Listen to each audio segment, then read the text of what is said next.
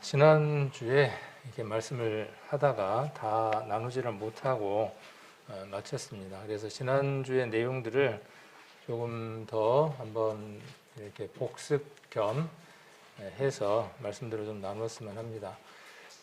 지난번에 오전도사님께서 수요일날 한 말씀을 이렇게 찾으셨는데 그 말씀의 내용이 무엇이냐 하면 바울이 목회를 하고 있는 또 사역자들이나 또 바울 자신이 여러 얘기를 성경에 나와 있는 얘기를 같은 얘기를 반복하고 있는 그것이 유익하다, 소중한 것이다 그렇게 말하고 있는 말씀들을 이렇게 인용하고 또 마지막 때에 대한 내용들을 이렇게 우리가 수요일 날 같이 나누는 시간을 가졌습니다.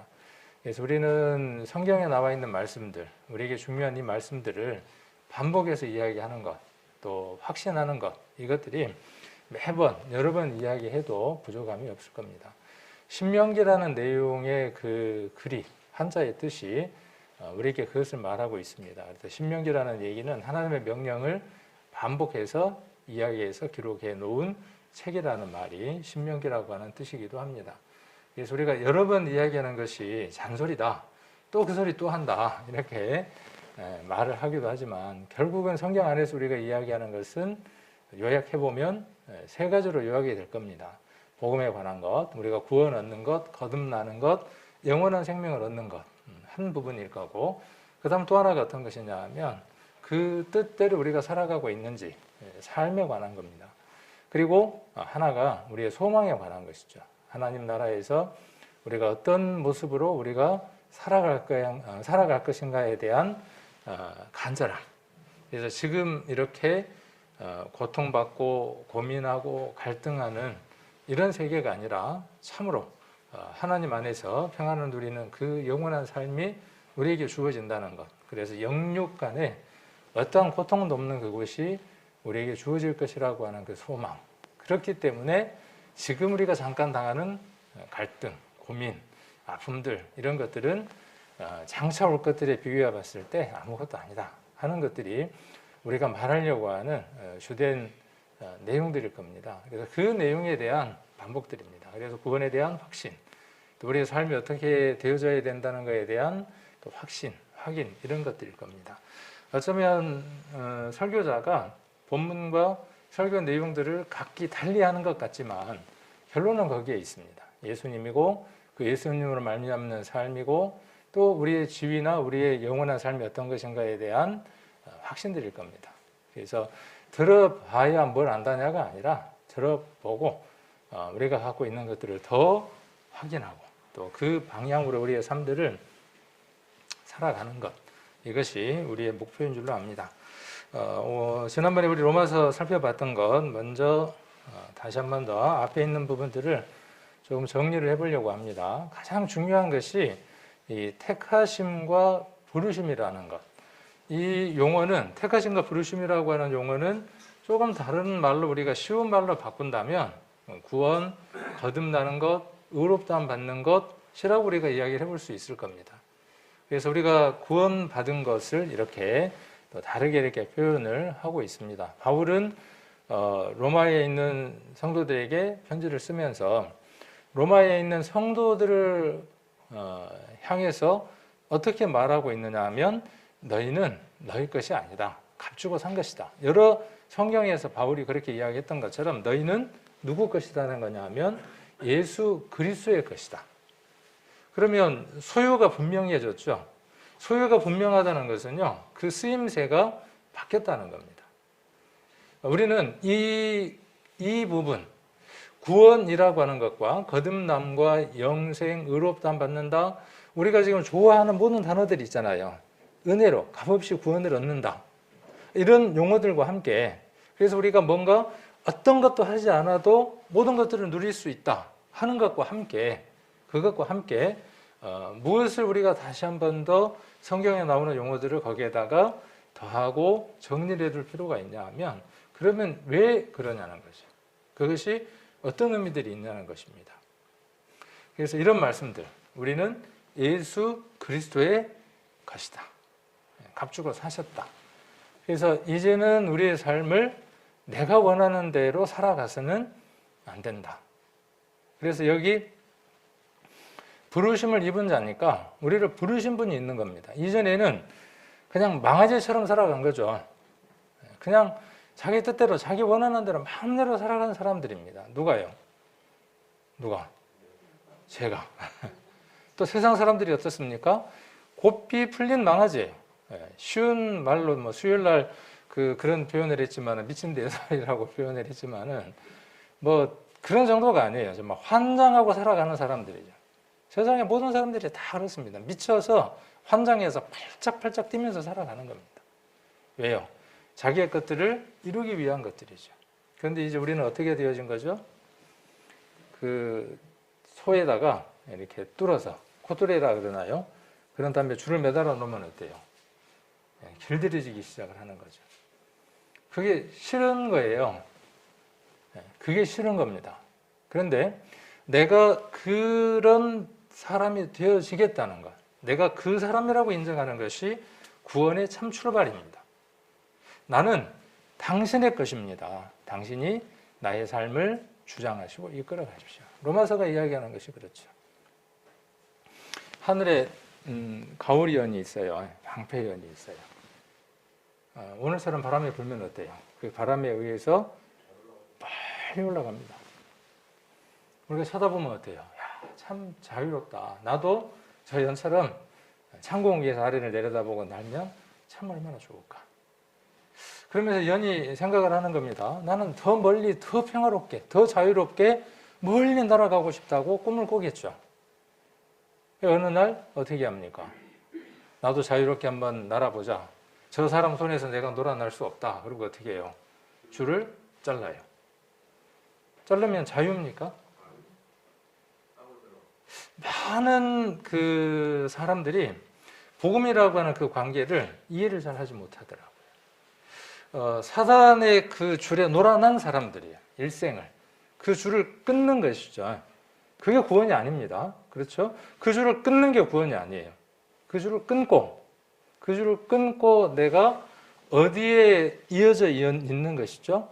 그리스도와 하나님과 내가 연결된 자여서 그 타래에 내가 끊어지지 않냐고 줄에 내가 매여 있겠다라고 내 자신을 결정한 거죠. 결단을 내린 겁니다.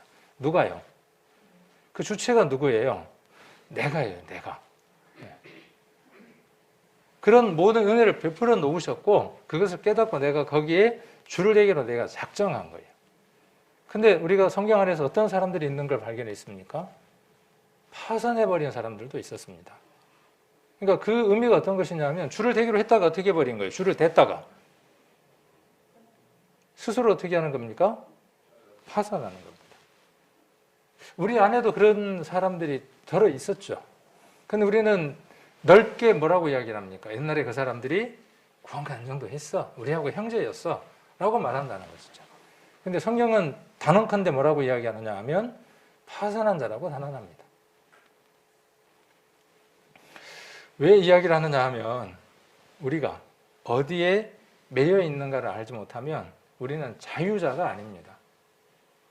로마서에 우리가 나와 있는 말씀대로 우리가 하나님에게 매여 있으면 그게 자유자입니다. 참 희한한 말이죠. 매여 있는데 자유자예요.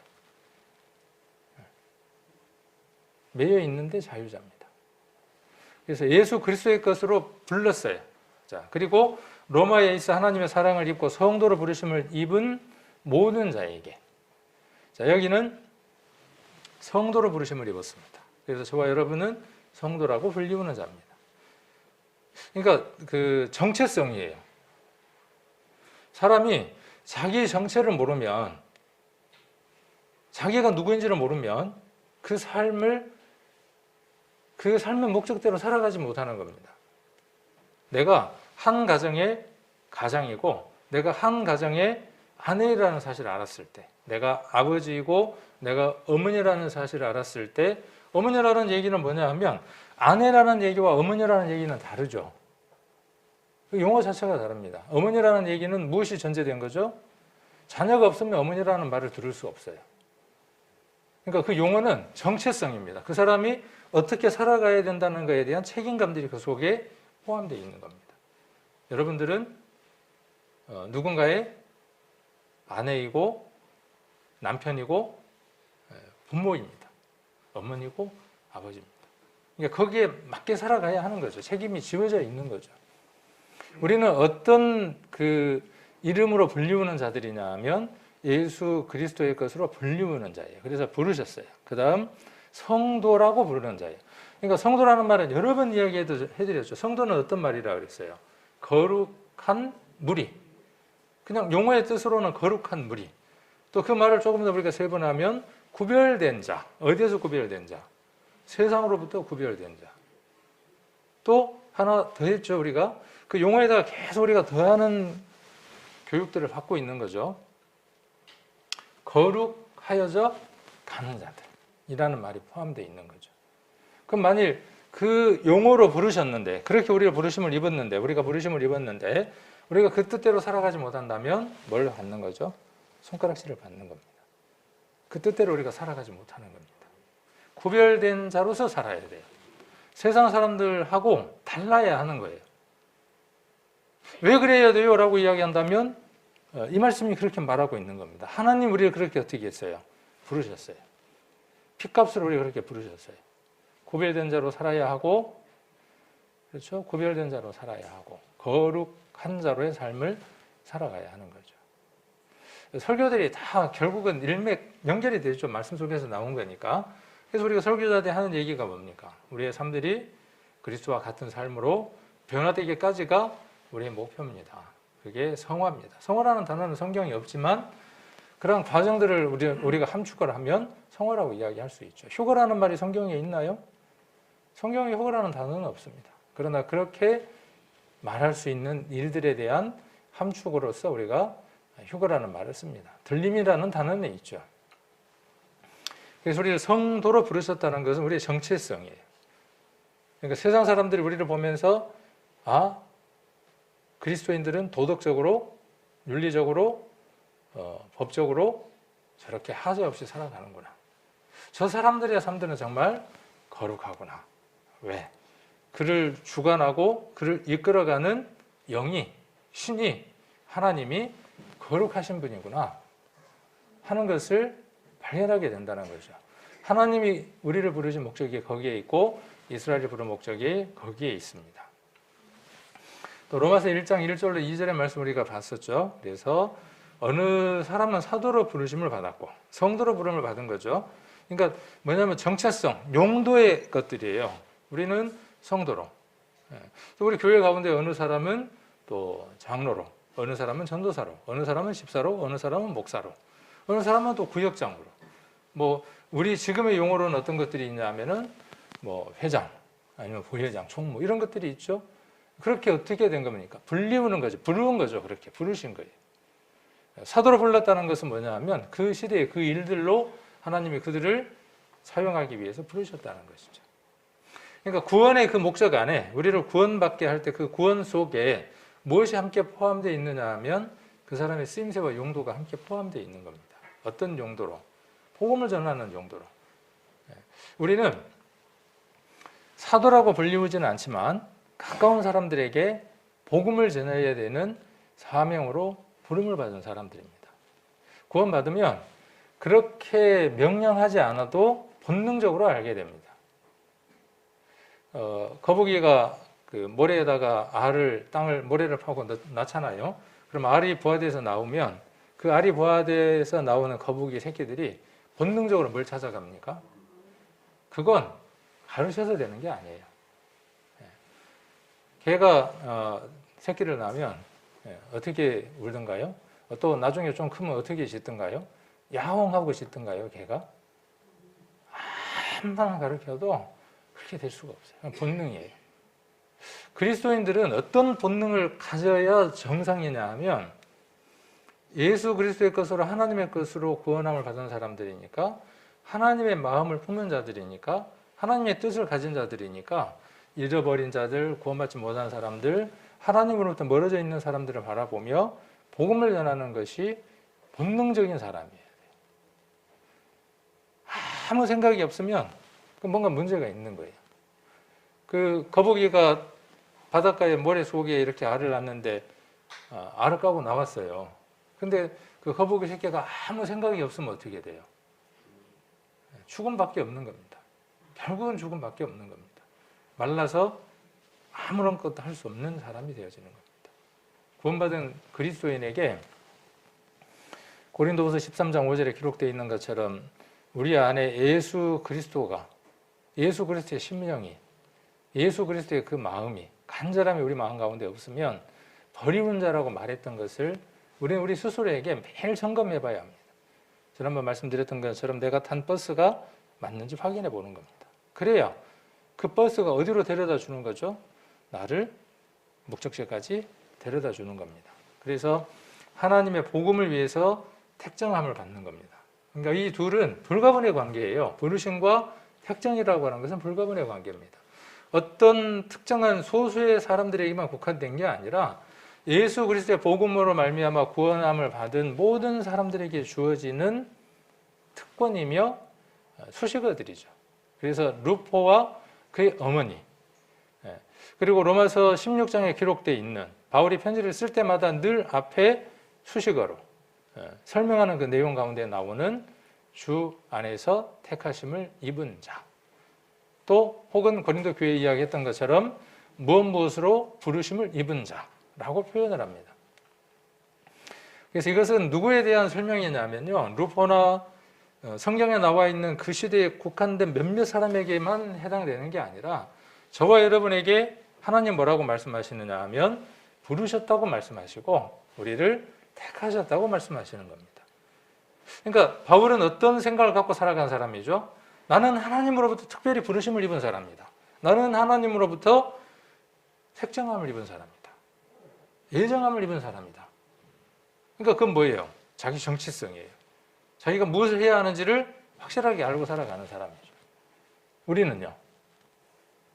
우리는 어디에 지금 적체성을 갖고 어디에 초점을 두고 살아갑니까? 구원받았으니까, 과거, 현재, 미래 모든 죄를 다 사함받았으니까, 이제 모든 일들이 다 끝났어. 행복해. 누리고 살아가기만 하면 돼. 그러면 거기까지인 겁니다. 그러면 거기까지 더 진행하지 못하는 겁니다. 바울은 많은 편지 속에서 우리가 깨달은 복음에 대해서 이야기를 합니다. 은혜로 값없이 모든 것이 이루어졌다. 모든 것들이 끝났다. 그렇게 선언합니다. 그럼과 동시에 뭘 이야기합니까? 새로운 출발에 대한 얘기를 곳곳에서 이야기를 합니다. 새 생명 가운데에서 살게 하려고 했다. 라는 얘기들을 곳곳에서 이야기를 합니다. 우리는 그곳에 어느 쪽에 기우는 게 아니라 우리가 기울지 않고 그 말씀들을 수용하고 적용해야 될 필요가 있습니다. 그래서 저와 여러분은 부르심을 입은 사람이고 택정함을 입은 사람이라는 것. 무엇 때문에 부르심을 입은 거죠?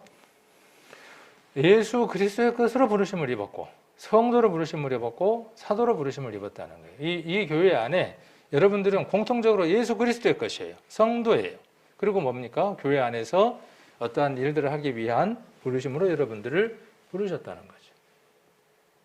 학교에서 옛날에 60명 정도의 학생이 넘습니다.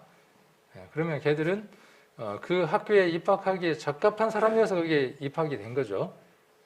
그런데 그 중에 한 명을 부릅니다. 43번 김종근. 제가 43번 김종근이었어요. 수학 시간이 되면 그날이 3일이면 수학 선생님이 꼭 3번 단위로 돌아가면서 부릅니다. 3번 나와서 물어봐. 부르죠. 그러니까 부를 때는 뭐예요? 부를 때에는 그냥 부르는 게 아니에요. 어떠한 일들이 주어지기 위해서 부르는 것이죠.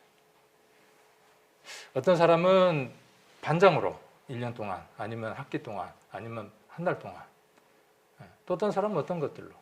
저와 여러분은 그런 부름을 받은 자들이에요.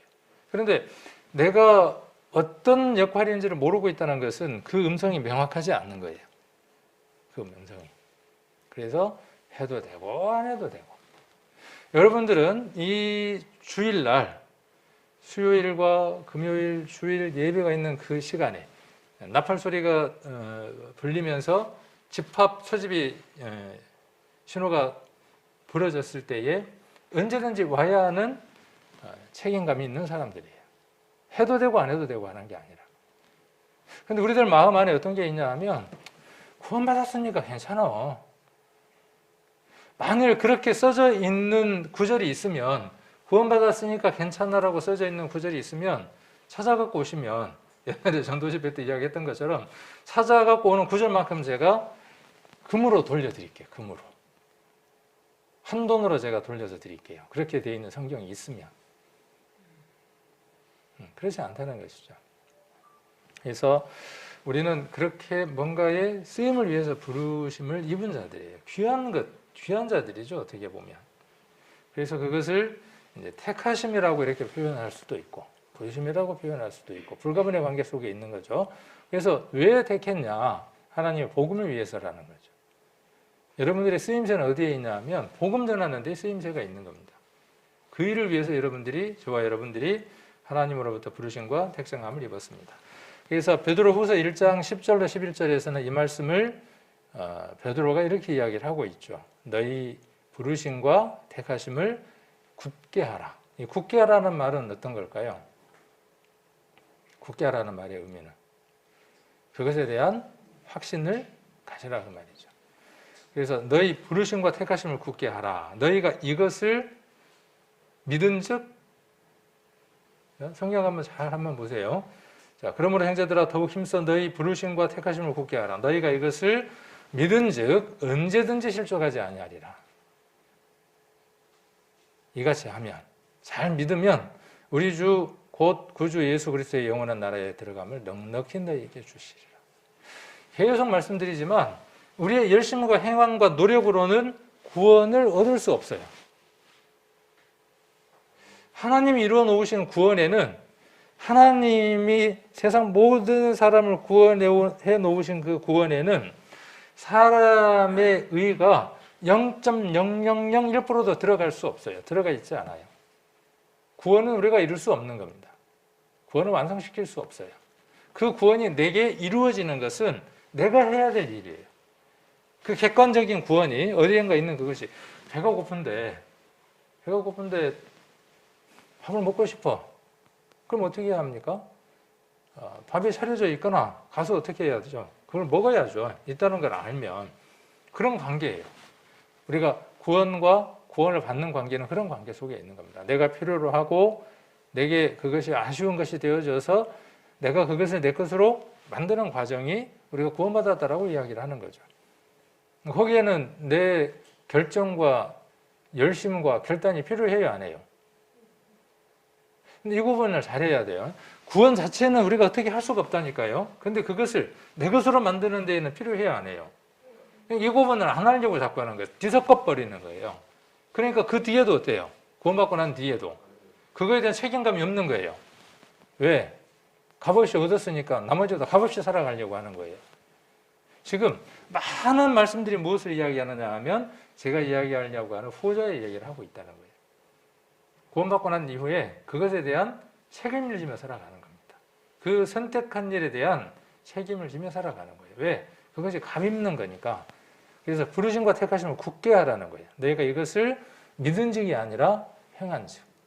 그래서 앞에 제가 좋아하는 말씀이 앞쪽에 이제 기록되어 있죠. 베드로후서 1장을 한번 찾아보겠습니다. 베드로후서 1장 한번 보시면, 자, 1장에는 쭉 편지를 받는 대상에 대한 얘기를 하고 구원에 대한 얘기를 하고 4절에 뭔 얘기를 하느냐 하면 구원받았으니까 끝났다 그렇게 이야기를 하지 않고 성도로 부르심을 입었으니까 너희가 어떤 사람이 되어야 된다라고 이야기를 하느냐 하면 신의 성품에 참여하는 자가 되어야 된다라는 얘기를 4절에 합니다. 그래서 베드로후서 364페이지 정도에서 찾으시면 됩니다. 그래서 3절에 보시면 그의 신기한 능력으로 생명과 경건에 속한 모든 것을 우리에게 주셨으니 이는 자기의 영광과 더불어서 우리를 부르신 자를 알므로 말미암으리라. 우리를 부르셨다라는 얘기가 나오고 4절 이로써 그 보배롭고 지극히 큰 약속을 우리에게 주사 이 약속으로 말미암아 너희로 정욕을 인하여 세상에서 썩어질 것을 피하여. 이전에 우리가 그렇게 살았고 지금도 그런 가능성 가운데 있다 그 말이에요. 그런 가능성 속에 놓여 있는 사람이다 그 말입니다. 그런데 이제 구원함을 받은 사람은 어떻게 살아야 된다? 신의 성품에 참여하는 자가 되게 하려 하는 거예요. 이거 완성된 거예요? 진행형이에요? 누가 이걸 원하신다고요? 편지를 쓴 지금 베드로가 지금 이 얘기를 하는 겁니다. 성령이 그것을 원하기 때문에 내가 여러 교회에다가 이 편지를 쓴다 그 말이에요. 설교의 목적이 어디에 있는 겁니까? 우리가 성도가 만나야 하는 목적이 어디에 있는 겁니까? 이겁니다. 그리고 이것의 목적은 어디에 있는 것이죠? 신의 성품에 참여하려고 하는 목적이 어디에 있어요? 아, 내가 신의 성품에 참여된 자다. 아, 나는 거룩하다. 거기에 목적이 있는 건가요? 아니에요. 이걸 통해서 무엇이에요? 하나님의 복음을 전해주려고 하는 거죠. 그렇게 우리가 택함을 입었다는 거예요. 그러면서 5절에 신의 성품에 참여되는 과정들이 기록되어 있는 거죠. 이건 믿음이에요? 행함이에요? 눈에 보이는 거예요? 보이지 않는 거예요? 지금 5절부터 계속 열거되어 있는 것들은요, 내면에서 일어나는 변화인데, 보여지지 않는 변화인데, 이 보여지지 않은 것들이 외적으로 드러나는 것에 대한 얘기입니다. 그러니까 신앙은 드러나는 변화가 있어야 하는 겁니다. 없으면 점검해 봐야 돼요. 왜 이게 없지 하고 그걸 만들어내려고 위선의 삶을 사는 게 아니라, 아, 내가 누구에게 붙들려 있지 않다는 거예요. 내가 지금 연이 아니고, 연의 그 끈 속에 매달려 있는 게 아니고, 내가 줄을 끊고 내 뜻대로 살아가고 있구나.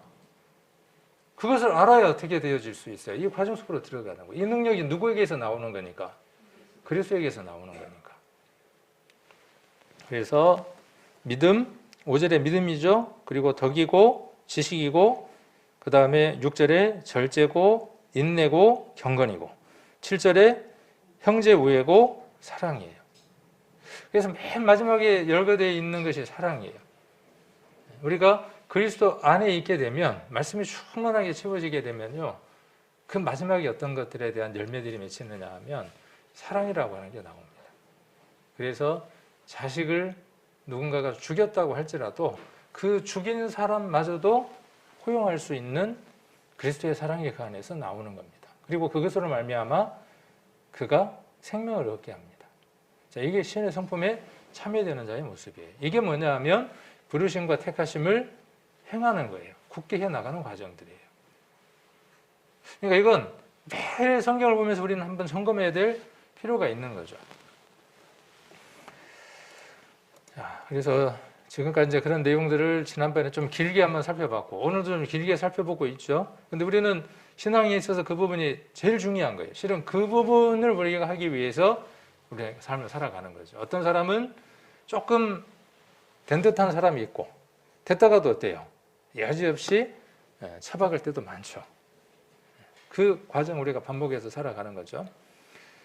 그래서 그런 과정들 한번 이야기를 해드렸고, 그 다음 루포라고 하는 사람에 대한 이야기를 하기 위해서 루포라고 하는 사람이 십자가와 연관이 있습니다. 그래서 그 십자가와 연관된 세 인물을 열거를 해 보려고 하면서, 지난번에 첫 번째 인물 누구를 이야기했냐 하면 바라바라고 하는 인물을 이야기를 했습니다. 지존 바라바라고 이름이 바라바일까요?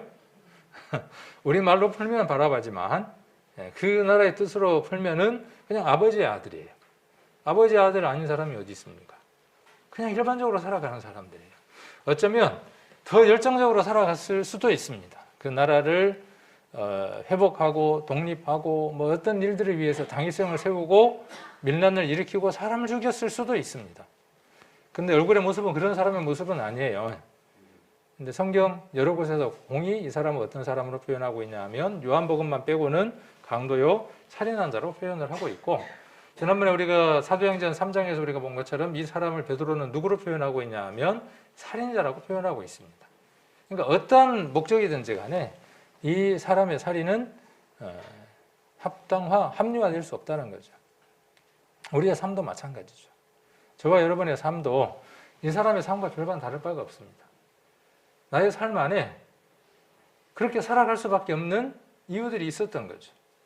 그래서 그 대가로 어떠한 형벌을 줘야 되는 사람들이냐 하면 재판을 받고 채찍질 당하고 십자가에 못 박혀야 하는 죄의 값을 치러야 하는 사람들인 거죠.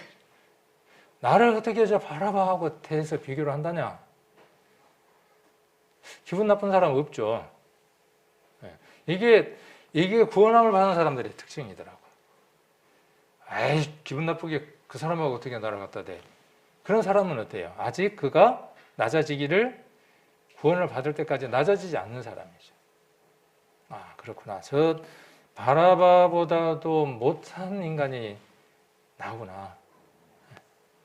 그렇죠. 그 사실을 알게 되죠. 둘 중에 누구를 도와주기를 원하느냐? 사람들은 외칩니다. 우리는 우리들 마음속에서 외칩니다. 무엇이 먼저입니까? 예수 그리스도가 먼저입니까? 내 입장과 내 상황이 먼저입니까? 무엇이 풀려나기를 원합니까? 무엇을 끊어버리기를 원합니까? 무엇이 매달려 있기를 원하고 무엇이 끊어지기를 원해요? 놓아주기를 원하는 거예요. 그것이 합리화되어지고 받아들여지기를 원하는 거예요. 누구에게 받아들이기를 원하는 거예요? 그게 모여있는 모든 사람들이 그렇게 인정하도록 수용되기를 원해요. 하나님은요? 하나님은 아니라 그러는데 사람들이 다 옳다 그러면 뭐예요? 옳은 거예요. 사람들이 옳다 그러면 옳은 겁니다. 우리는 그렇게 부르심을 입은 자가 아니라는 것이죠. 하나님이 옳다고 여기는 사람은 지금 누구예요? 하나님이 가장 선한 걸 준비하셨어요. 저게 선한 거. 하나님이 준비하신 선이에요. 사람들은 어떻습니까? 그 선은 싫은 거예요. 네, 그 입장에서 자기가 원하는 게 있어요. 예수님은 자기 안에 어떤 사람이 되기를 원하느냐 하면 돈이 되기를 원하고 건강이 되기를 원하고 능력이 되기를 원하는 거예요. 누구처럼요? 예수님이 오셨을 때의 유대인들처럼. 오늘도 여전히 우리는 예수님이 우리에게 누구이냐 하면 그 당시 유대인들처럼 동일하다 그 말이에요. 내가 필요한 예수님이에요. 빚진 예수님이에요. 내게 빚진 예수님입니다.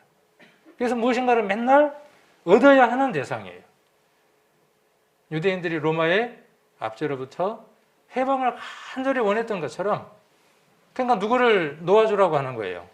바라바를 놓아주라는 거예요. 저 능력 없는 자, 믿었던 것, 배신당했던 저 예수를 죽이라는 거죠. 우리의 신앙도 그럴 때가 많잖아요. 우리 뜻대로 안 되면 어때요? 내가 괜히 일찍 구원을 받아갖고 내가 구원받아갖고 이것도 못하고 저것도 못하고 그 말이나 저 당시에 바라바를 풀어주라고 하는 사람들이나 다를 바가 뭐가 있습니까? 그런데 우리가 그럴 때들이 참 많아요. 내가 아쉬운 거예요. 그래서 그분을 믿기로 작정한 거예요. 지금도 그래요. 많은 시간들 속에서. 교회를 와야 되는 이유도, 성경을 읽어야 되는 이유도, 기도해야 되는 이유도, 찬양을 해야 되는 이유도 어디에 있냐 하면 내가 뭔가 지금 아쉬운 게 있는 거예요. 내가 뭔가 지금 필요한 게 있는 거예요. 그래서 예수님이 필요한 거예요. 그게 참 믿음일까요? 그것이? 아니에요. 우리가 예수 그리스도를 진정 예수 그리스도의 것으로 부르심을 입었다면요, 그 초점에서 벗어나 있는 사람들입니다. 나는 어떻게 되어도 괜찮습니다. 병들어도 괜찮고요. 좀 손해를 입어도 괜찮고요. 예수님 때문이라면, 또 이것이 예수님과 연관된 일이라면 나는 괜찮아요. 죽는 것밖에 더 있겠습니까? 그렇죠. 아파봐야 뭐 죽는 것밖에 더 있어요? 아픈 것의 끝은 뭐예요? 죽는 거예요, 뭐. 그거밖에 뭐 더 있습니까? 그러나 우리에게는 무엇이 있어요? 영원한 부활이 기다리고 있잖아요. 근데 똑같은 거예요. 누구를 풀어주라는 거예요? 바라바 풀어주라는 거죠. 우리도 한번 예수님하고 눈빛이 오고 갔죠.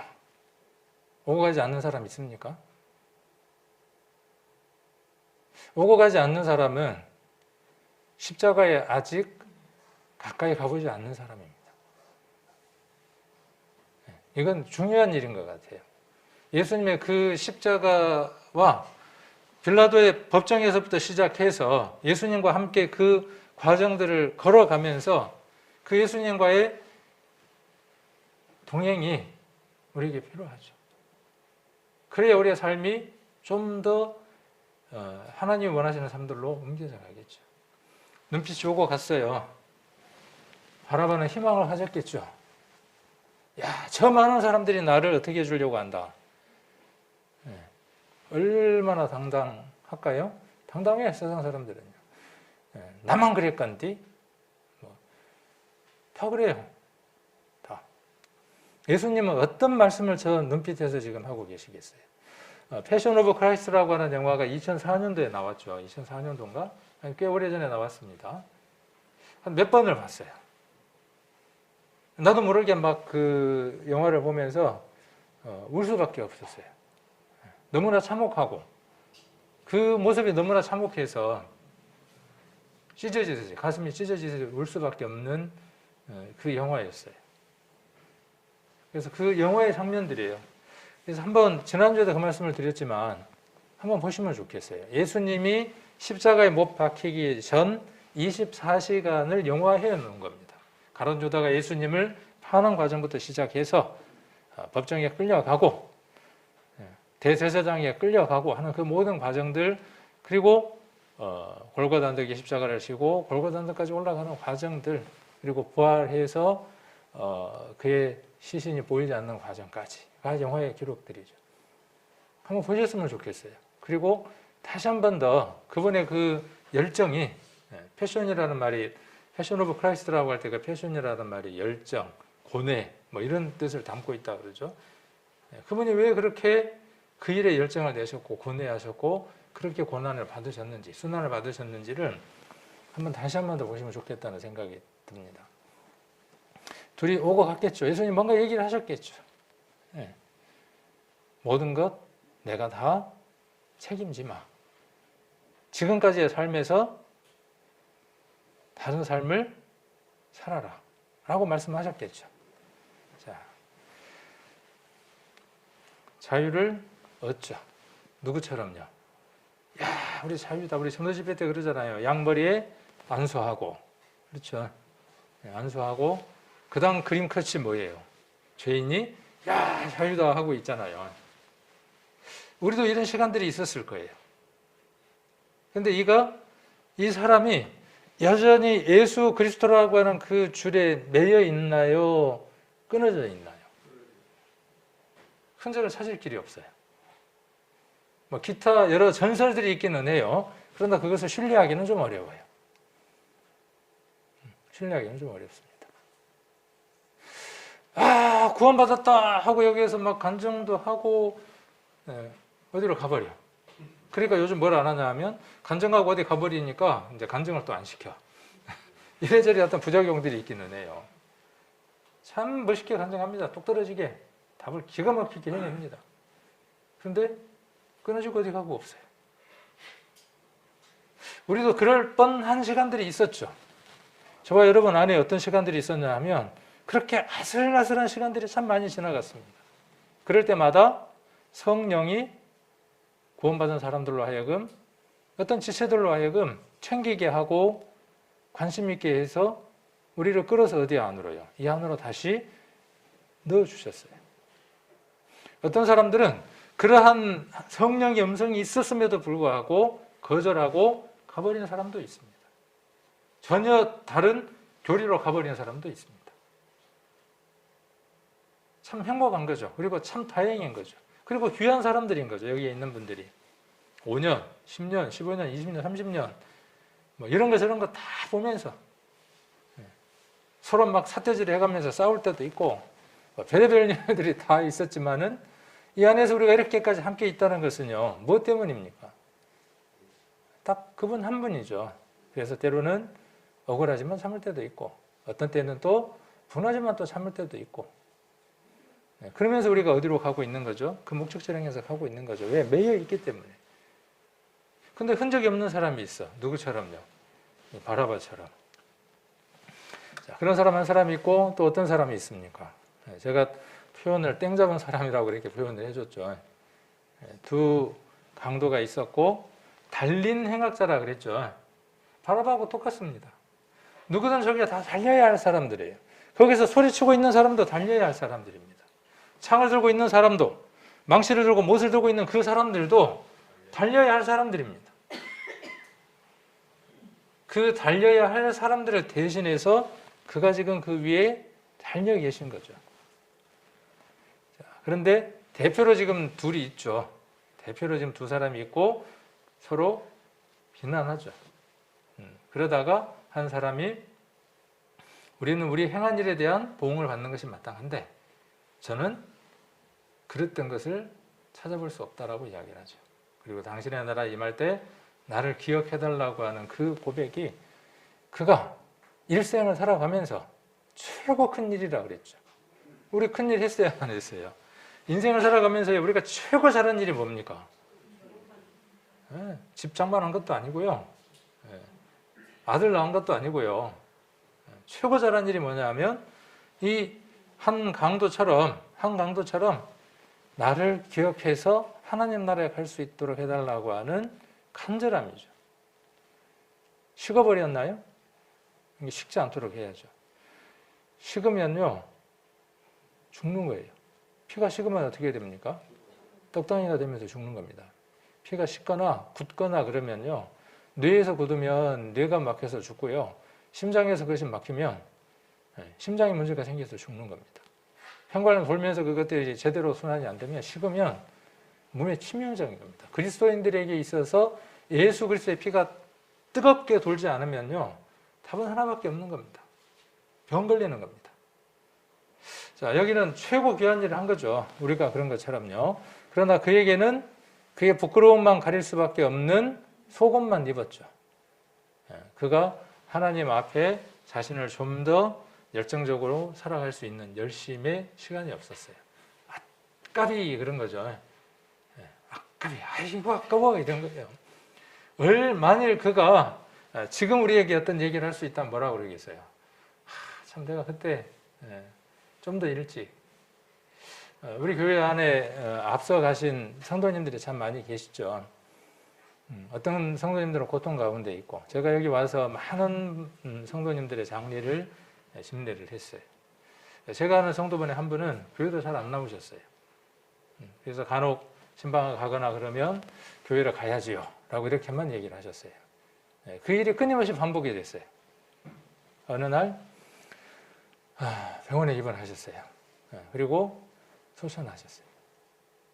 그 투병 가운데에서 그렇게 얘기를 하시더라고요. 투병하시는 그 기간 동안에 내가 이번에 하나님이 기회를 한 번만 더 주시면 그동안에 그렇게 많은 기회가 있었잖아요. 많은 기회가 있었어요. 그런데 이제는 더 일어설 수 없는 그 환경 가운데 있음에 더 간절해지는 거예요. 과연 그러면 그때 그 병에서 낫게 하면 그분이 교회로 오셨을까요? 단언할 수는 없지만 그럴 가능성이 농후합니다. 우리 안에 처음으로 돌아가지 않으면 그 십자가 밑에서 그 간절한 뜨거운 열정으로 돌아가지 않으면요 우리의 의지는 이틀도 못 갑니다. 마찬가지입니다. 그 다음날 또 교회 안 나오는 건 마찬가지예요. 자기 의지로는 답이 없는 겁니다. 교회 일을 해야지 뭔가 이루어 가야지 그건 자기 의지일 뿐이에요. 이게 내 안에 뜨거운 것들이 있는 사람은요 활동력이 있는 사람이니까 뭔가 일하는 사람으로 나타납니다. 교회에 일하는 사람이 없다는 얘기는 어떤 얘기냐 면 교회가 그리스도의 피로 뜨겁지 않다는 거예요. 뭔가 지금 굳어가고 있다는 거예요. 그러니까 뭐예요? 건강하지 않으니까 못 움직이는 거죠. 저는 우리 교회가 이것으로 가득 채워지면 우리 성도님들의 각각 안에 이것으로 채워지면요 일하지 마라 그래도 저는 일할 거라고 생각을 합니다. 왜요? 제가 그러니까 저보고 누가 일하라고 하는 사람 없어요. 아침부터 일찍 교회 와서 있으라고 말하는 사람도 없어요. 저녁 늦게 가라고 하는 사람도 없어요. 그렇게 말하는 사람은 없습니다. 무엇인가 정해서 하라고 말하는 사람은 없습니다. 그런데 내 안에 누구처럼요 예수님이 그렇게 뜻을 품으셨던 것처럼 거기에 될 수는 없지만은 그런 목표들이 생기니까 어때요? 저처럼 게으른 사람이 없어요. 지금도 게으르지만 이 말씀을 듣고 있는 우리 어머니가 잘 아시겠지만 그런데 그 게으름도 누가 바꿔나가시느냐 하면 하나님이 바꿔나가신다. 오늘보다 내일 더 바꿔나가시겠죠. 그런 기회가 없는 사람이에요. 그럴 수 없는 사람이었어요. 우리는 늘 어떠냐 하면 이런 모든 기회들이 있을 때에는 한가하게 손 놓고 있다가 그 일을 할 수 없을 때가 되면 뭐라고 이야기하느냐 하면 한 번만 기회를 주시면이라고 이야기를 합니다. 지금 이렇게 넉넉한 기회를 하나님이 주고 계시는데도 그때를 대비해서 미리 세이브하십시오. 네. 여러분들이 아프고 병들고 힘이 없으면 할 수 없는 때가 옵니다. 네. 금전이 없을 때도 이제 다 가져옵니다. 교회가 계속 노년화돼 가니까 그런 면도 마찬가지겠죠. 그때는 하고 싶어도 안 돼요. 건강이 안 돼서 안 되고 모든 여건이 안 돼서 안 돼요. 근데 지금요? 지금 어떻습니까? 지금 그 기회가 주어졌는데 안 하는 겁니다. 이분이 내려오면 그 얘기를 할 거예요. 아마 이 강도가 오면 그 얘기를 할 거예요. 간절함을. 나는 정말 어쩔 수 없었습니다라고 이야기를 할 겁니다. 그러나 여러분들은 지금 시간이 있잖아요. 이야기할 겁니다. 지금이라고 하는 황금이 여러분들에게 있습니다. 1주간이 우리에게 주어질 겁니다. 라고 우리는 기대하죠. 한 주간이 주어질 겁니다. 라고 기대합니다. 그러나 과연 그럴까요? 그 일주일 안에 어떤 일이 있을는지 우리는 모릅니다. 어쩌면 그 사이에 누군가의 또 장례를 또 치러야 될 수도 있습니다. 누군가의 아픔을 우리가 또 공감하고 겪어야 될 수도 있습니다. 그러기 전에 여러분들이 할 수 있는 이 시점에서 어떻게 하는 겁니까? 하는 겁니다. 작은 것부터 하는 겁니다. 교회에 오실 수 있을 때 오고 성경 읽을 수 있을 때 읽고 기도할 수 있을 때 기도하는 겁니다. 그 시간을 왜 놓치고 할 수 없을 때 한 번만 더 기회를 달라고 그렇게 하나님 뭐라고 말씀하시겠어요? 이전에 얼마나 많은 시간과 형편을 베풀어 줬는데 그렇게 말씀하시겠죠. 그렇게 살았는데 그렇게 정말 간절함으로 살았는데 내게 원치 않는 일이 왔을 때 하나님 내게 시간을 주시면 그 이전보다 제가 더 할게요 라고 했을 때에는 설득력이 있겠죠. 그럴 때는 좀 설득력이 있죠. 그래서 우리가 두 사람을 받고 이번에는 세 번째 루포에 대한 얘기를 한번 살펴보려고 합니다. 마가복음을 한번 살펴보겠습니다. 마가복음 15장입니다. 마가복음 15장 21절.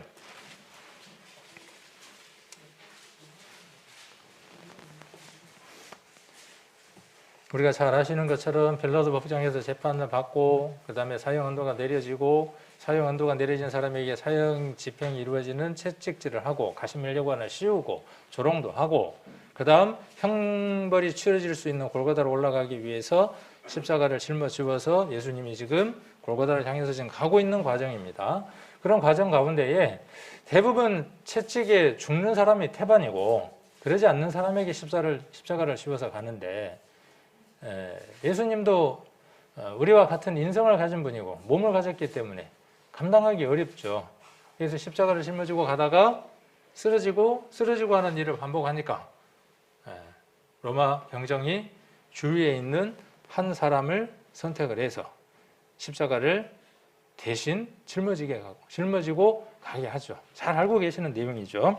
15장 21절 한번 보시면 마침 알렉산더와 루포의 아비인 구레네 사람 시몬이 이런 그 하나하나의 표현들은요 굉장히 많은 정보를 갖고 있습니다. 작은 이 성경 속에 스토리를 기록하고 그 속에 어떤 것들을 기록할 때에는요 이름이나 지명이나 여러 것 속에 많은 정보를 제공하고 있어요. 그래서 우리는 성경을 자세히 그래서 읽어야 하는 거죠. 자, 그래서 첫 인물 누가 나오느냐 하면 알렉산더, 루포. 그 다음 누구냐 하면 아비. 그러니까 이 아비가 누구냐? 구레네 사람 시몬이라고 나오죠. 시골로서 와서, 시골은 뭐냐 하면 그가 살고 있는 곳이죠. 어디로 왔어요? 지금 예루살렘으로 온 겁니다. 와서 지나가는데 지금 이 내용을 본 거죠. 저희가 그를 억지로 같이 가게 하여 예수의 십자가를 지우고 예수를 끌고 골고다라는 곳, 번역하면 해골의 곳에 이르러 몰약을 탄 포도주를 주었으나 예수께서 받지 아니하시니라. 제가 이 대목을 인터넷에 쳐보니까요. 검색을 해보니까 대부분 이 설교들을 많이 했더라고요. 그리고 설계 제목이 뭘까요?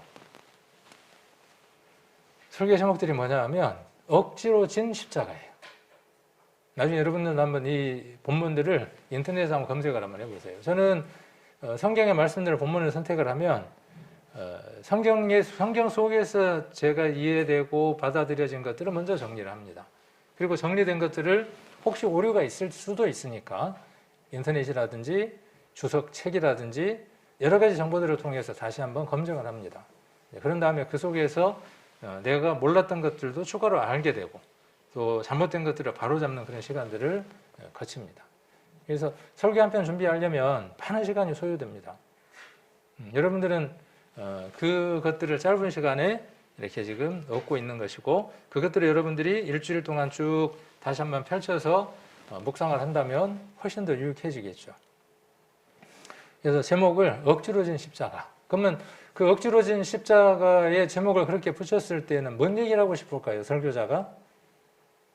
결론이 성도님들 원치 않았지만 십자가를 진 구레네 사람 시몬이 있지만 그가 귀한 삶을 살았지 않습니까? 그러니까 우리도 교회에서 어떻게 해야 된다는 것이죠? 교회 나오기 싫어도 억지로 교회 나와야 됩니다. 차량 운행하기 싫어도 억지로 해야 됩니다. 누구처럼요? 구레네 시몬처럼요? 그가 성경에 이름이 기록이 돼 있잖아요. 이렇게 이제 결론을 내리는 겁니다. 아닙니다. 성경의 이 내용을 이야기하는 데에는요, 그럴 만한 이유가 있는 겁니다. 바라바와 강도를 이야기하는 데에도 이유가 있는 겁니다. 우리의 구원과 우리의 삶에 연관되어 있지 않다면요, 그 내용들을 기록할 필요가 없습니다. 구태여. 그럼 이 내용도 우리의 구원과 우리의 삶과 우리의 삶의 여정 가운데 이것이 필요하니까 기록이 되어 있다고요. 교훈으로서 기록이 되어 있다고요. 억지로 십자가를 지워서 교회에서 맡겨진 일, 설교 시키면 해야 돼요. 직분자 시키면 아멘으로 해야 돼요. 그런 경우에 이 말씀을 쓰라고 기록되어 있는 게 아니라고요. 자, 한번 살펴보면 이렇게 넘어지는 예수님을 그래도 뭔가 약간의 그 불쌍함이 있었을까요? 저는 그렇지 않다고 생각을 해요. 시간의 단축이에요. 그렇죠. 얼른 일 끝내고 어떻게 해야 돼요? 어느 사람에게는 삶과 죽음의 일이지만 어느 사람에게는 뭐예요? 얼른 일 끝내고 집에 가야 되는 일이에요. 그러니까 지체할 수 없으니까 어때요? 대신 질 수 있는 사람 한 사람을 선택하는 겁니다. 자, 선택된 사람이 누구죠?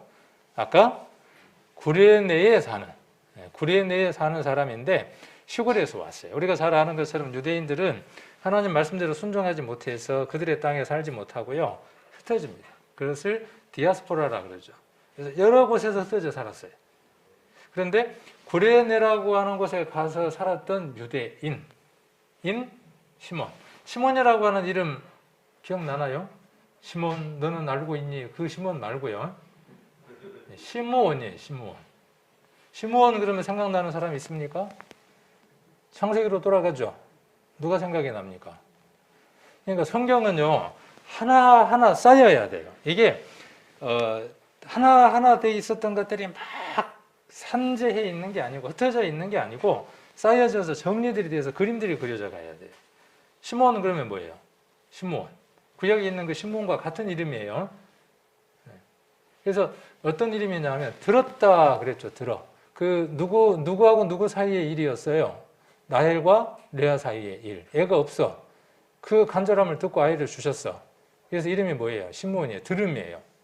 그래서 시므온이라고 하는 이름의 뜻은 뭐냐면 들었다라는 뜻이에요. 근데 재밌는 거 우리 하나 생각을 해봅시다. 이 안에 재밌는 얘기가 많이 숨어 있습니다. 오늘 못하고 다음에 또 해야 될 만큼. 자, 우리가 생각나는 사람 한 사람 있죠. 시몬 그러면 또 생각나는 사람 한 사람. 없나요? 베드로. 베드로의 원래 이름이 뭐였어요? 네. 근데 이름을 예수님 뭘로 바꿔주셨어요? 네. 그 이름의 뜻은? 흔들리지 말아라. 뭔 일이 있어도 흔들리지 말아라 하고 바꿔줬잖아요. 근데 잘 흔들렸어요? 안 흔들렸어요? 흔들리지 않는 베드로였으면 흔들리지 않는 편안함? 갑자기 선전이 생각이 나네. 예. 그러면 얘가 어디 와 있어야 돼요? 이 십자가를 누가 대신 져야 될 사람이에요, 실은요. 그 이름들하고 한번 매칭을 시켜보세요. 예. 어쩌면 베드로라고 이름이 바뀐 시몬이 이곳에서 무엇을 해야 하느냐 하면 십자가를 져야 마땅할 터인데 그 사람은 어디 가고 없습니다. 반석이라고 불리우는 그 베드로는 어디 가고 없고 저 시골에서 흩어졌던 유대인들 가운데 디아스포라였던 유대인 가운데에 이제 얼만큼 많이 유대인의 흔적이 없어졌냐 하면 자기의 아들들의 이름을 뭘로 지었습니까? 자, 우리가 구레네라고 하는 곳에서 예루살렘에 이 사람이 왜 왔냐? 먼 거리를 예배드리러 온 겁니다. 그 목적이 예루살렘의 목적은 거기에 있습니다. 자, 그런데 데리고 온 그래도 뭔가 예루살렘에 와서 뭔 교육을 시키고 싶었겠어요? 산 교육을 싶었겠죠. 정체성을 심어주고 싶었겠죠. 그런데 아들의 이름은 어때요? 아들들의 이름은 하나는 알렉산더입니다. 그 시대에 유명한 한 인물 알렉산더 그 인물의 이름을 그대로 넣었어요. 헬라식의 이름을 넣었어요. 히브리인이면서도 어떤 이름을 우리가 일제시대 때에 우리 이름을 우리 이름대로 붙이지 못하고 일제 이름을 붙인 것처럼 어쩔 수 없어서 붙였을 수도 있고 너는 우리가 이렇게 힘든 것처럼 힘든 것 당하지 말고 네 세대에는 좀 더 편하게 살아라 라고 이름을 그렇게 붙였을 수도 있어요. 헬라식으로. 그래서 한 명의 이름은 앞에 알렉산더가 장자라고 보고 보통 앞에 이제 그렇게 기록되니까 루포는 사람이라고 생각을 하고 그 아비인 구레네 사람 시몬을 데려다가 십자가를 지웠어요. 자, 여기에 시몬은 예수님의 십자가를 가장 가까이서 본 사람이죠. 성경에 나와 있는 인물 가운데에 그렇죠. 예수님의 그 고난과 아픔에 그 예수님의 일에 가장 가까이에서 목격하고 몸으로 체험한 자가 누구냐 하면 시몬 베드로입니다. 구레네 사람 시몬입니다. 그렇죠? 정말 영광스러운 사람이에요. 귀한 사람입니다. 그러나 자기가 원해서 그건 맞아요. 자기가 원해서입니까? 원치 않았어요. 거기에 말려들고 싶지 않았어요.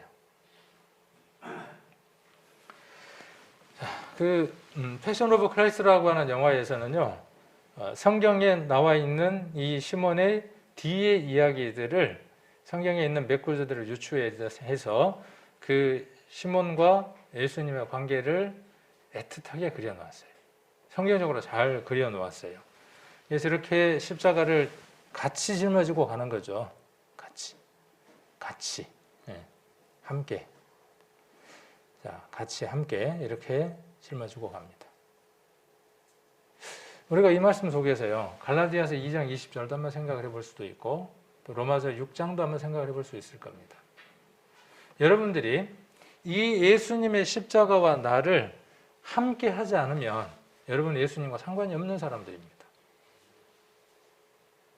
세상의 많은 교회는 하나님도 믿고 예수님도 믿고 성경도 믿지만은 이 사실 가운데로 그들을 넣지 않습니다. 저와 여러분의 삶은 이 구레네 시몬이 체험했던 것처럼 저 가운데로 들어가는 겁니다. 그게 복음입니다. 그게 참된 복음입니다. 여러분들이 함께 제가 이렇게 말씀드릴 때 여러분 안에 떠오르는 많은 말씀들이 있죠. 갈라디아서 2장 20절 내가 그리스도와 함께 십자가에 못 박혔나니 이 성경 구절들을 말하지 않는다면 이 구절이 무엇을 말하는지를 선언하지 않는다면 선포하지 않는다면 복음에서 가장 중요한 걸 빼버리는 겁니다. 저와 여러분은 이러한 사람이어야 합니다. 구레네 시몬은요 그러한 사람의 한 예표입니다. 바라바가 신앙의 모델에 있어서 한 예표이고 한 강도가 신앙에 있어서 한 예표인 것처럼 근데 우리는 무엇을 추구하느냐? 대부분 두 손을 치켜 세우고 있는 바라바 아니면 죽는 날 구원받았으면 참 좋았을 텐데 라고 아쉬움을 말하는 그 강도와 같은 행악자와 같은 삶을 말로는 원하지 않지만 삶으로 그렇게 원하는 사람도 있습니다. 성경은 우리에게 구레네 시몬을 이야기하면서 그 사람이 누구여야 된다고 이야기하느냐 하면 저와 여러분이어야 된다고 이야기를 합니다. 반석이었던 시몬, 그죠? 반석이라고 불리웠던 이전의 시몬, 그가 지금 어디에 와 있느냐 하면 그 장소에 와 있었겠죠. 저는 그가 그곳에 있었을 것이라고 저는 합리적으로 한번 생각을 해봅니다. 어디에선가 보고 있었을 거예요, 틀림없이. 그렇겠죠. 어디에선가 보고 있었을 겁니다. 함께하지 못하는 그 아픔 때문에 더 괴로워했겠죠. 근데 동일한 이름으로 불리우는 시몬이 그 일을 하고 있네요. 자, 여기 고통스러워하는 예수님, 그리고 함께 그 십자가 버거워서 고통스러워하는 시몬의 모습을 패션 오브 크라이스트는 잘 대비를 시켜 놓았어요. 그리고 이 장면을 한번 생각을 해보게요.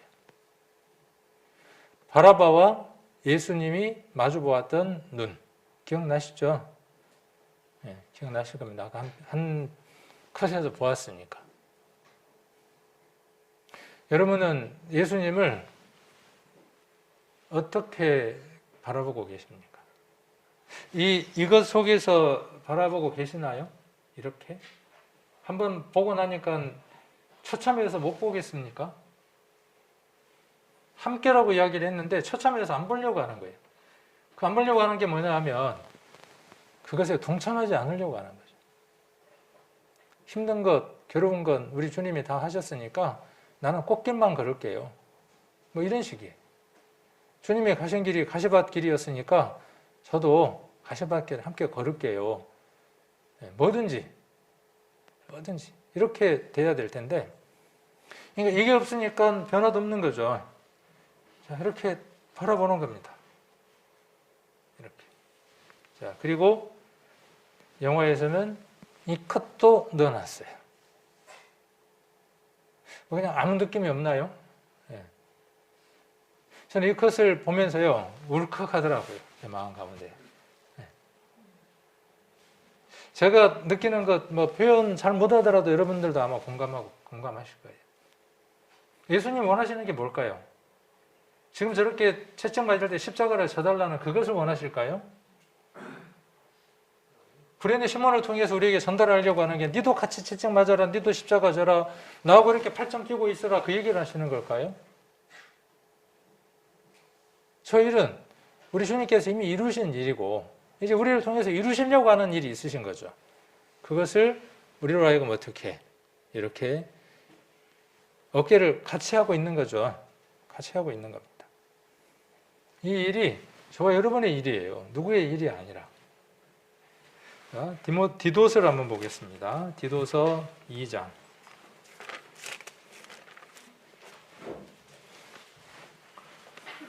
디도서 2장입니다.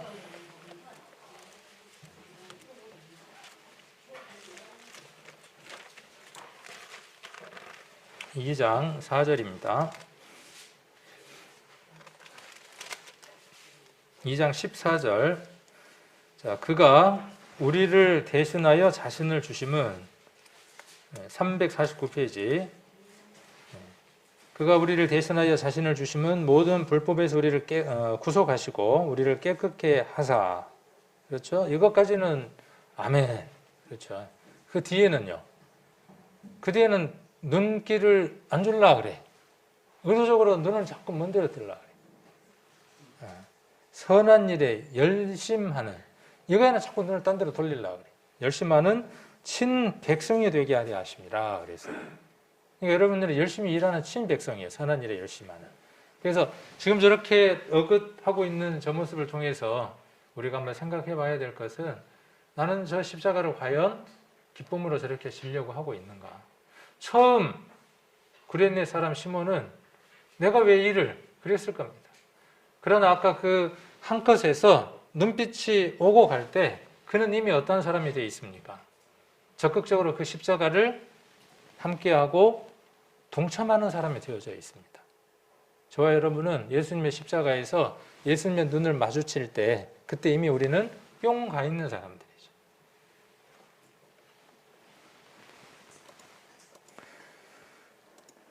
자, 바라바냐, 강도냐, 시몬이냐. 여러분들이 정의해야 되겠죠? 그러면 시몬은 그 이후에 삶이 어떻게 됐을까요? 성경은 이야기하고 있을까요? 하고 있지 않을까요? 얼른 좀 얘기해 주지. 궁금하게 지난주부터. 얘기하고 있으니까 이 얘기를 지금 하려고 하는 것이죠.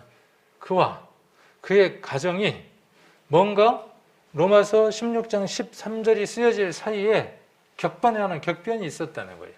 그렇죠?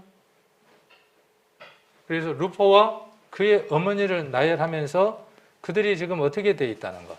그 구레네 사람 시몬이 십자가를 짐으로 말미암아 루포와 그의 아내, 그러니까 루포의 어머니가 지금 현재 어떤 상황이 돼 있다는 거죠. 로마에서 바울이 그를 나의 어머니라고 이야기할 만큼 귀한 사람으로 그 가정이 불리우고 있다는 거예요. 무엇이 그 가정을 그렇게 만들어 놨을까에 대한 건 저와 여러분이 너무나 잘 아는 것이죠. 그래서 우리가 그 과정들 한번 살펴본다면 우리가 잘 아시는 것처럼 유대인들은 전 세계에 흩어져 있었죠. 그러다가 오순절날 우리가 성령이 임할 때 여러 곳에 있던 유대인들 또 예루살렘의 그 절기를 유월절을 지키기 위해서 오는 많은 사람들이 있었죠. 유월절날. 그곳에서 우리가 한번 흔적들을 이 구레네 그리고 시몬이라고 하는 사람의 흔적들을 우리가 한번 찾아가 보려고 합니다. 사도행전 2장을 한번 보겠습니다.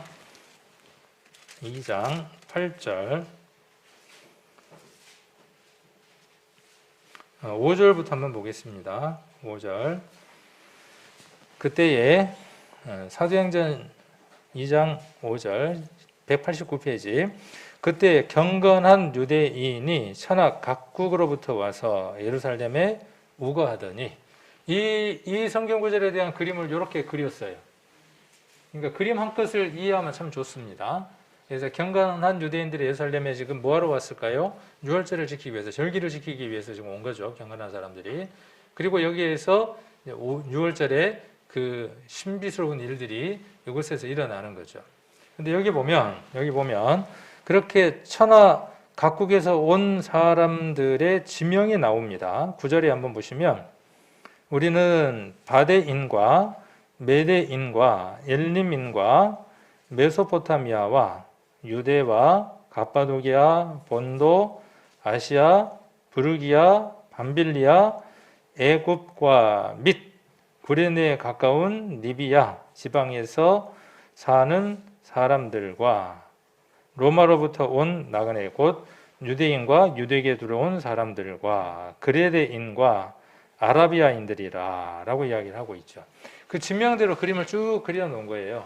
근데 그 중에 오늘 뭐 이야기를 다 할 수는 없고 한 지명을 우리가 한번 찾아서 동그라미를 해보게요. 어디가 나오느냐 하면 구레네라고 하는 곳이 나옵니다. 그러니까 이 구레네라고 하는 지방에는 흩어져 있는 유대인들 가운데에 경건한 유대인들이 많이 살았다고 하는 것을 우리는 성경을 통해서 확인해 볼 수 있습니다. 그들이 오순절날 이곳에 있었던 것들을 통해서 알 수 있고 이들이 오순절날 무엇을 체험했을까요? 성령의 임재를 체험했겠죠. 성령의 임재를 체험해서 그들은 어떤 사람들이 됐어요? 방언을 말하는 사람들이 됐습니까? 기적을 일으키는 사람들이 됐습니까? 아니에요. 그들은 뭘 하는 사람들이 됐습니까? 예수가 그리스도라고 하는 것을 선언하는 사람들이 됐습니다. 오순절날 성령이 임했을 때 그들이 한 일이 뭐냐면요. 예수가 죽으셨다는 거예요. 예수님이 죽으셨고 그분이 장사됐고 부활하셨다는 거예요. 그분이 누구라는 것이냐 하면 우리의 구세주라고 말하는 겁니다. 오순절날 성령이 임했을 때 그들이 말한 것, 알아듣지 못했던 것들이 그들의 말들로 들렸던 내용이 무엇이에요? 그 내용이에요. 그런데 그 내용을 들었던 사람 지명 중에 누가 들어있습니까? 지금 구레네가 들어있습니다. 그리고 이 구레네 지방에 있는 사람들은 사도행전 여러 곳에서 복음을 전하는 데에 큰 기여를 했던 사람인 것을 우리는 사도행전을 통해서 찾아가 볼 수 있습니다. 11장을 한번 찾아보겠습니다. 11장 19절.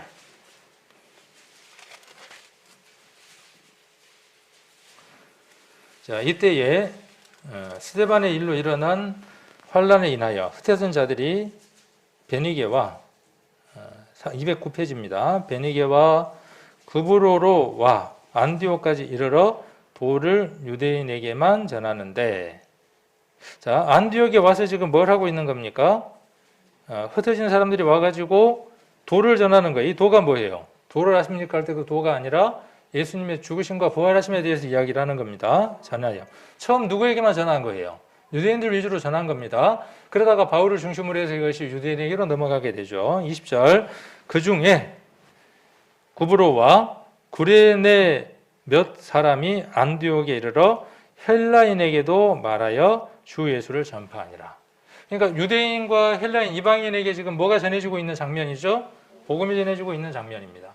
그래서 이 사도행전의 주된 내용은 뭐냐 하면 예루살렘과, 그렇죠? 예루살렘과 유대와 사마리아와 그 방해가 어떻게 되느냐 하면 예루살렘을 중심으로 해서 북쪽으로 계속 올라가는 거예요.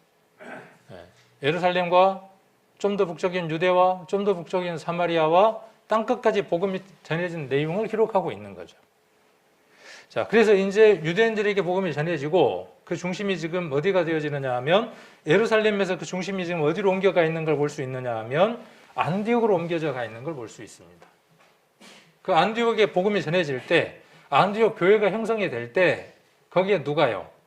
구레네 몇 사람이 지금 그렇게 이야기하고 있는 거죠. 자, 그들이 무엇을 이야기를 했습니까? 복음에 대해서 이야기를 했죠. 그래서 믿는 사람들이 많아졌죠. 21절, 주의 손이 그들과 함께 하심에 수도한 사람이 믿고 죽게 돌아오더라. 구원을 많은 사람이 받았습니다. 22절, 예루살렘 교회가 이 사람들의 소문을 듣고 바나바를 안디옥까지 보내니, 예루살렘에 시작했던 그것이 지금 어디까지 가 있는 거예요? 안디옥까지 가 있어요. 나중에 지도를 한번 보세요. 안디옥이 어디에 있는지를. 안디옥까지 가 있습니다. 그래서 그 안디옥에 구원받은 사람들이 많이 생기기 시작했어요. 26절에 한번 봅니다. 만남에 안디옥에 데리고 와서 둘이 교회에 1년간 모여 있어. 누구를 데려왔느냐 하면 바나바를 데려왔어요. 그리고 바울을 지금 데리고 왔습니다. 바울이 1차 전도 여행을 떠나기 전입니다. 지금 안디옥 교회를 지금 누구를 데려온 겁니까? 바나바가 사울을 데리고 왔어요. 자, 그리고 거기에서 어떻게 했습니까? 둘이 교회에 1년간 모여 있어. 26절, 큰 무리를 가르쳤고 제자들이 안디옥에서 비로소 그리스도인이라 일컬음을 받게 되었더라. 그리스도인, 그리스도를 닮은 사람이라고 하는 말, 저것들은 예수에게 미쳤어 라는 말을 언제부터 듣기 시작했다고요? 안디옥에서부터 듣기 시작했다고요. 딱 옛날에 예수를 믿었던 사람들하고 똑같아. 그렇게 지금 불리웠다는 거죠. 자, 그런데 23절 한번 봅니다. 저가 이르러 하나님의 은혜를 보고 기뻐하여 모든 사람에게, 자, 이 모든 사람은 누굽니까?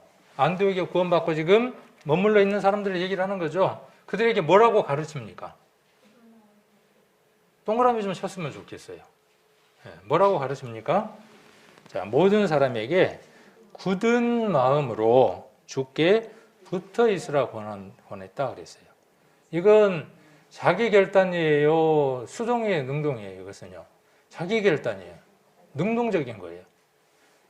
우리 성도님들, 저는 이 말씀이 여러분 신앙의 기준이 되었으면 좋겠어요. 나는 어떤 일이 있어도 주께 붙어 있는다. 그런 사람은 교회도 붙어 있는 겁니다. 교회가 비록 실망을 좀 줄지라도 어떤 때는 실망을 줄 수도 있어요.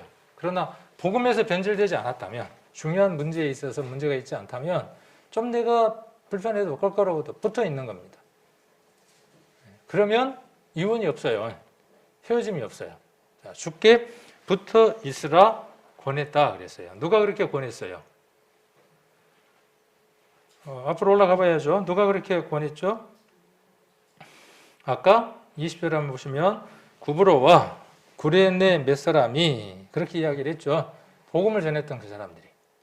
우리는 처음 시작도 예수님이고 진행도 예수님이고 끝도 예수님이에요. 자, 구레네 사람이 그렇게 이야기했다라고 이야기를 하고 있고 13장으로 한번 넘어가 보겠습니다. 안디옥 교회에 선지자들과 교사들이 있었어요. 교회에는요, 말씀을 먼저 알고 세상이 어떻게 될 것인가에 대해서 먼저 하는 사람들이 많이 있어야 됩니다. 선지자가 그런 뜻입니다. 먼저 안 사람들이에요. 우리 교회는 그런 분들이 많이 계시죠. 말씀도 그렇게 해주고 계시고, 그리고 교사도 있어야 돼요. 잘 가르치는 사람들이 있어야 돼요. 저는 우리 교회 안에 이 복음의 말씀들이 우리가 갖고 있는 이 특별함들이 우리 교회만의 특별함들이 잘 다음 세대에 전달시킬 수 있는 교사가 많이 나오기를 원합니다. 제 뜻만으로 되는 건 아니겠죠. 저는 이제 이렇게 이제 천명하는 거죠. 공포하는 거죠. 선포하는 거죠. 그러면 이제 여러분들이 부르심을 받은 사람들이니까 그 일들을 하기 위해서 써야 하겠죠. 우리 형제님들이, 우리 또 자매님들이 이 일들을 해야 되겠죠. 안디옥 교회가 그런 교회였어요. 그래서 어떻게 불리웠어요? 그곳에서 그리스도인이라고 불리우는 사람들이 많이 나왔어요. 자, 그런데 그 중에 누가 있는 겁니까? 곧 바나바와, 그렇죠. 동그라미 한번 쳐봅니다. 바나바는 계속 나오니까. 자, 그 다음 누굽니까? 니, 게, 르, 라 하는 시므온. 아까 제가 시몬을 시몬이라고 이야기 안 했으면 힌트를 못 얻었겠죠. 자꾸 시몬만 찾았겠죠. 시몬, 너는 낙엽 굴러가는 소리를 들었니? 뭐 이러면서. 자, 그런데 여기 시몬이라고 돼 있어요. 니게르, 니게르라는 말은 무슨 뜻이냐 하면 검은 그런 뜻이에요. 까만 그런 뜻이에요. 아까 우리가 여기를 봤죠? 여기를 봤는데 여기가 북아프리카예요. 지명으로 봤을 때 북아프리카입니다. 그러니까 흩어져서 몇 대가 지나면서 검은 사람이 되어져 있는 거죠.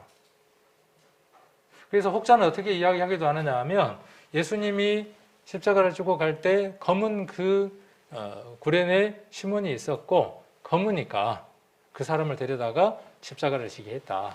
이렇게 또 이야기하는 사람들도 있어요. 하나님의 어떤 오묘하심이지만 그래서 검은이라고 하는 우리가 그런 거 있잖아요. 피부가 좀 까무잡잡하면 어떤 별명을 듣죠? 깜시 뭐 이런 얘기를 듣잖아요. 그런 것처럼 이 구레네에서 온 시몬의 별명이 무엇이었다라고 사도행전에서 이야기하고 있냐 하면 니게르라고 이야기를 하고 있다고요. 그렇게 불리웠다고. 자, 그리고 또 누구도 있습니까? 구레네 사람 루기오. 그래서 이 구레네에서 온 사람들이 초대 교회를 형성하는 데 있어서 큰 영향력을 나타냈고 그 영향력을 나타냈던 한 인물 가운데에 검은 사람, 깜동이다라고 표현될 만큼 검은 것으로 표현되는 한 인물, 그 사람이 어디에서 온 인물이냐 하면 구레네에서 온 사람이고 그 사람의 이름이 시몬이라고 지금 시몬이라고 이야기를 하고 있는 거죠. 십자가가 억지로 졌던 그 십자가가 그의 인생을 지금 어떻게 해버린 거죠? 바꿔 놓은 거죠. 교회 안에 일하는 사람으로 바꿔 놓았습니다. 저와 여러분에게 하나님 원하시는 것은요, 우리가 이러한 삶들을 살아가기를 원하시는 거예요. 자, 그러면 루포는 나오죠. 루포는 아까 지금 로마 교회에서 그의 어머니하고 지금 어떻게 하고 있어요? 잘 살아가고 있네요. 아들이 둘인데 둘 다 하나님 안에서 살아가게 하는 거 우리 숙제죠. 둘 다. 그 중에 하나면 그래 감사하고. 우리가 그게 간절함일 거예요. 그런데 이렇게 감사하게도 루포는 그 아버지의 믿음과 함께 로마에서 일하는 사람으로, 그래서 로마서 16장에 그래서 이야기를 하고 있고 그러면 알렉산더는 어떻게 됐을까요? 안 궁금한가요? 제가 이렇게 보다가요, 시몬도 정말 그렇게 열심히 살아가고 있고 그의 아내도 로마에서 그렇게 식주인이 되어서 복음이 전해지는 곳마다 들어지는 가정으로 그렇게 귀하게 쓰였고 그의 아들 루포도 둘째도 그렇게 쓰였는데 왜 첫째는 어떻게 됐을까? 성경을 찾아봐도 흔적이 없어요. 어디에도 없어요, 흔적이. 그래서 인터넷을 막 한 며칠 동안 찾아봤어요. 이리 찾고 저리 찾고 막 별의별 검색어를 다 통해서 찾아보니까 재밌는 정보 하나가 있더라고요. 이 고고학자들이 예루살렘 근처에서 유물들을 발견을 했는데 실로암 연못 남쪽에 있는 기드론 골짜기에서 오래된 무덤들을 발견을 했어요. 그리고 그 무덤에 이름들이 붙어 있는 거예요. 그러겠죠. 누구누구의 무덤이라고 하는 게 붙어 있을 거 아닙니까? 그래서 한 무덤을 발견을 했는데 거기에가 이 히브리어로 어떻게 적혀져 있냐 하면 시몬의 아들 알렉산더라고 하는 뼈 상자가 있다는 거예요. 그러니까 그는 예루살렘에 있으면서 그가 무엇을 했다는 걸 우리가 알 수 있느냐 하면 복음을 위해서 이랬던 사람이라는 것을 우리는 추정해 볼 수 있는 거죠. 그러니까 그의 가정이 그가 어디에 있든 복음을 전하는 삶을 사는 가정이었다는 것을 우리는 살펴볼 수 있습니다. 그래서 그의 상자에는 알렉산더가 구레네 사람이라고 그 출신지까지 명확하게 기록되어 있습니다. 뭐 이거에 대한 주소를 알고 싶으면 제가 문자로 다 보내드릴게요. 열심히 찾다가 딱 한 군데에서 원본의 내용이 있는 데를 제가 찾았어요. 그러니까 이렇듯 성경에 나와 있는 많은 내용들은 우리에게 무엇을 가져다 주느냐 하면 어떻게 살아가는 것이 값진 것이고 어떻게 살아가는 것이 남는 것인가를 알려주는 겁니다. 자, 그래서 누가는 이렇게 이야기를 하죠. 누가복음 1장에서 이렇게 이야기를 합니다. 한번 찾아볼까요? 누가복음 1장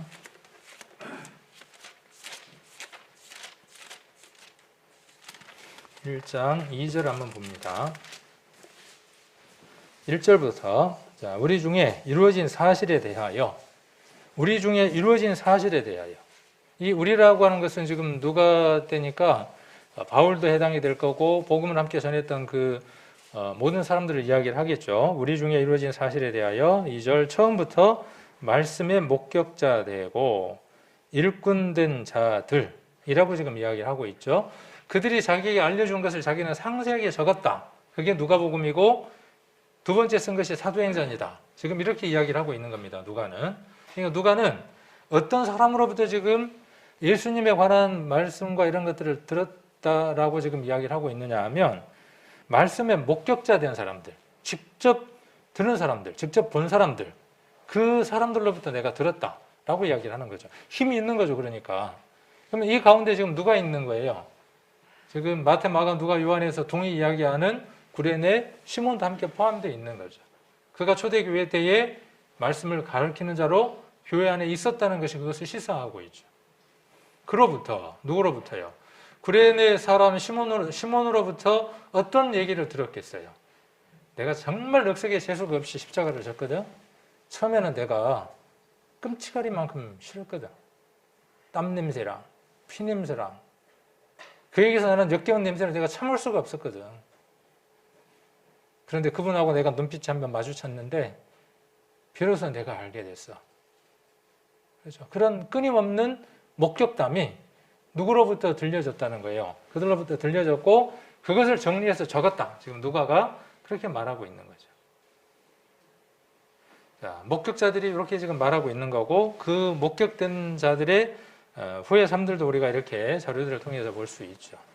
자, 그리고 로마서 16장 13절 후반에는 그의 어머니는 나의 어머니다 라고 지금 이야기를 하고 있습니다. 이 얘기는 어디서 많이 들은 것 같지 않아요? 요거 누가 이야기하신 것 같아요? 예수님이. 그죠? 예수님이 했던 말씀을 지금 누가 이야기하고 있냐 하면 바울이 지금 이야기를 하고 있는 거죠. 그럼 어떤 사람이 내 어머니고 내 모친이냐 하는 것에 대한 성경 구절은 우리 성도님들이 너무나 잘 알고 계시죠.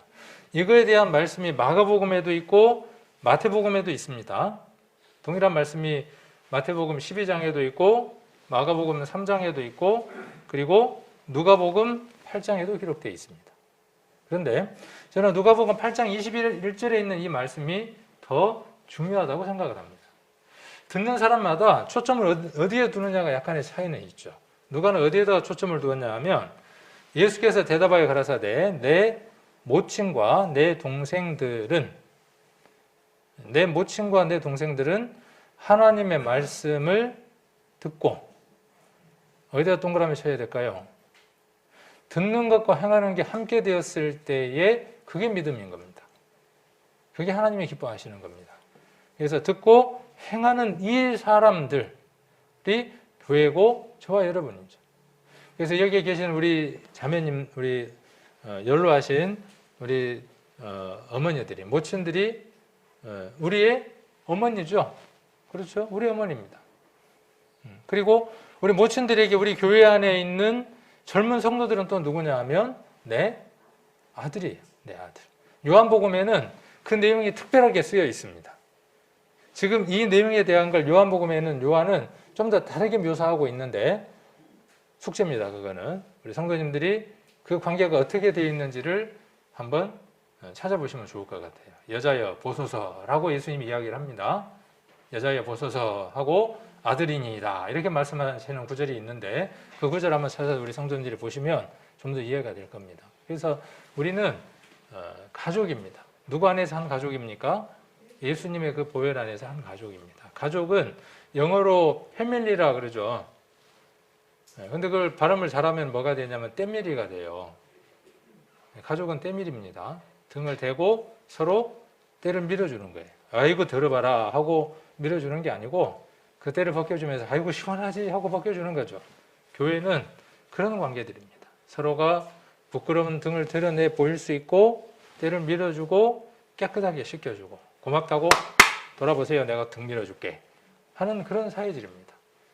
그런 사이들로 우리가 교회 안에가 새로운 가정들로 이렇게 따뜻하게 예수 그리스도의 피로 연결된 그런 관계들로 우리 교회가 이어져 간다면 우리 교회는 뜨거울 것이고 활동력이 있을 것이고 대외적으로는 우리 성도님들이 각각들이 세상에서 분명 빛과 소금의 삶을 살아갈 겁니다.